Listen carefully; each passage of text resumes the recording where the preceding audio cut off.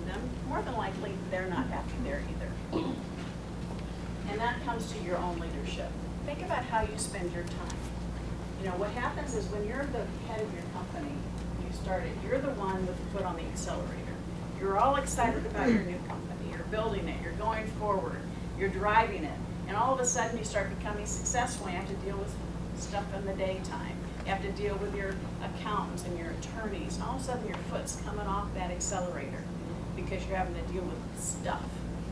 So instead of having your to-do list, because I know you all have your PDAs and you all have your to-do lists in your pocket, pull out a new piece of paper and say, stop doing list. What can you stop doing? Stop doing is going to give you more time to continue putting that gas pedal on the future of your business. Because as the leader of your business, you need to be spending much more time in the future than you are in the present and the past. My husband still complains about me not doing his socks. 20 years I haven't done his socks, but he'll get over it one of these days. But I had to make the decision that I needed to have more time to work on my businesses. And so I had to bring in the help to help me so that I could do that. Each and every one of you probably are doing more than you need to. And you can start delegating and think about how you can add value to your life by getting rid of some of those stop doing items. The opportunities now, we talk about the demographics, women, Gen Y, baby boomers. We talk about generational things related to economic trends, globalization, environmental issues. All of these are impacting every one of our businesses. Certainly in the insurance business, you're talking about all of these issues are very important.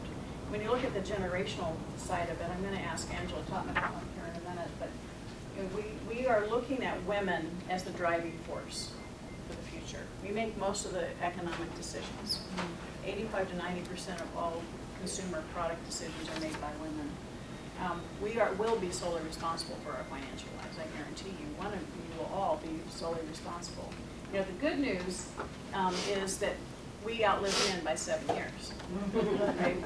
The bad news is we outlive men by 7 years. And if we don't understand money and how to take care of ourselves, then we're in a world of hurt. And so women, it's very important that we learn how to manage our money and how to take control of our future. You know, we're stressed out all day long. We've got different decisions, and we're multitasking, constantly trying to balance. The demographics between women, you know, we are creating 2 out of every 3 new jobs here in Arizona and nationwide. Women are what's turning the economy around. Women are the heart. Actually, when things really get tough, women rise to the top. And sorry, gents, but it is the truth. Women are the ones that, when it's a crisis, we get strong. And that's what's happening now. Women are taking back control.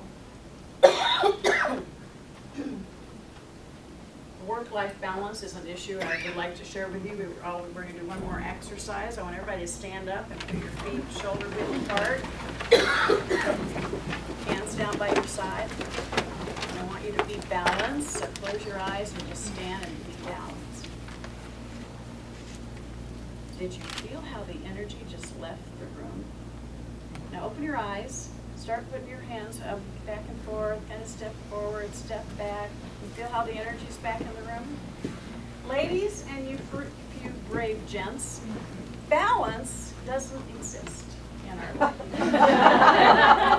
We all make choices. We make choices. When I'm with my husband, I feel guilty that I'm not working. When I'm with my grandkids, I don't feel guilty. When I'm working, I feel guilty that I'm not with my husband. You know, we all make choices. And so if you're not happy with where you are, you make different choices. You can't change yesterday. You can only change today and tomorrow. Thank you, Ms. Bacon. I get really, my next book is going to be Balance BS. And this doesn't stand, I don't, before Sharon.